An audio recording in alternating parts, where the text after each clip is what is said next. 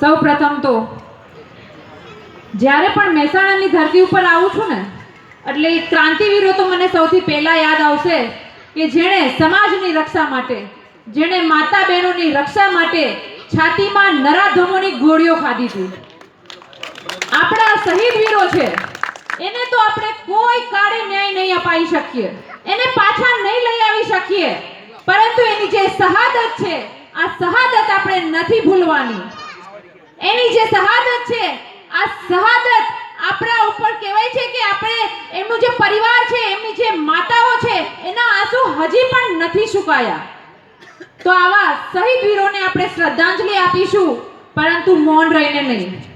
કારણ કે આપણે હાથ બહુ જોડી લીધા, મૌન રહીને આ જે સરકારશ્રી છે, જે લોકોએ આપણા ઉપર અત્યાચાર કર્યા છે, માફ કરજો મીઠું બોલતા નથી આવડતું, જે લોકોએ અત્યાચાર કર્યા છે એની પૂજા કરતા તો મને નહીં આવડશે, એટલે ચોક્કસ રીતે જે અત્યારે સત્તા ઉપર બિરાજમાન છે અને જેને આપણા 12 વીરલાઓને ભરખી ગઈ છે, આવા જે પણ હત્યારાઓ છે એના કાનમાં ગુંજ આવી જોઈએ કે ક્યાંક ને ક્યાંક સરદાર વંશીઓ ફરી પાછા જાગ્યા છે અને આપણને આ ગુંજકાર ભગાડીને રહેશે.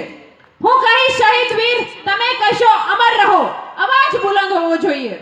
શહીદ વીર અમર રહો! શહીદ વીર અમર રહો! મારી માતાઓ, મારા વડીલો, મારા વીરલાઓ, આજે આપણે અહીંયા જે પાટીદારો ભેગા થયા છીએ, જે સરદાર વંશીઓ ભેગા થયા છીએ, થોડા ભૂતકાળમાં જઈએ તો 1.5 વર્ષ પહેલા આપણે ક્રાંતિની શરૂઆત કરી હતી. પાટીદાર સમાજ ઘરે ઘરમાંથી બહાર નીકળી અને રોડ ઉપર એક માંગ સાથે આવ્યા હતા, એ હતી અનામતની માંગ. હું તો કહીશ કે આ માંગ નહીં, આ પાટીદાર સમાજની પીડા છે.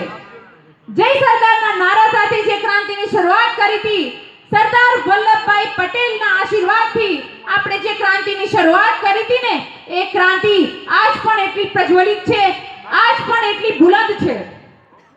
પરંતુ આજે ઉપર બેઠેલા જે માણસો છે એને દેખાય ને એમાં જ રસ છે. એને આપણા દિલમાં રહેલી દાજ નથી દેખાતી, એને તો આપણા ટોળા દેખાવા જોઈએ. એટલા માટે આપણે આ હાવજોના ટોળા લઈ અને 17 તારીખે જવાનું છે આપણા હાવજ હાર્દિક પટેલને લેવા માટે. તો આવીશો ને બધા?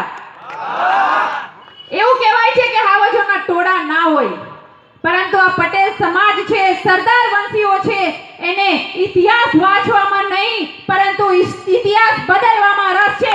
એટલા માટે સાવજોના ટોળા જશે. 17 તારીખે આપણે એને ટોળે ટોળા ઉમટી પડવાનું છે અને એવો જ જય સરદારનો ગુંજનાદ કરવાનો છે કે જેણે પણ આપણા વીરલાઓ પર અત્યાચાર કર્યા છે, જેણે આપણા વીરલાઓને ભરખી ગયા છે, જેણે આપણા વીરલાઓને પોતાના ઘરથી, પોતાના રાજ્યથી દૂર રાખ્યા છે, આ તમામે તમામની આંખો ફાટી જવી જોઈએ. આટલું જ નહીં, જ્યારે સરદાર વલ્લભભાઈ પટેલને યાદ કરું ને તો એની ભૂતકાળમાં રહેલી ગાથા, એને જે પાટીદાર સમાજ માટે, જે અન્ય સમાજ માટે અને આ હિન્દની ભૂમિની ધરતી માટે જે કર્યું છે ને, એ તો કદાચ હું વર્ણવવા બેસું ને, કેટલા બી અલંકારથી વર્ણવું ને તો પણ શબ્દો ઓછા પડે અને સમય ટૂંકો પડે. આ એ જ સરદાર વલ્લભભાઈ પટેલ છે જેણે આ ભારતને આઝાદ કરાવ્યો હતો.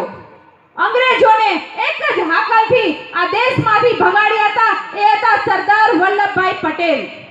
આટલું જ નહીં, આઝાદીની લડાઈમાં ઘણા બધા વીરલાઓએ પોતાના ખૂન રેડ્યા છે, પોતાનું જીવન રેડ્યું છે. એમાંના આપણા સરદાર વલ્લભભાઈ પટેલ હતા.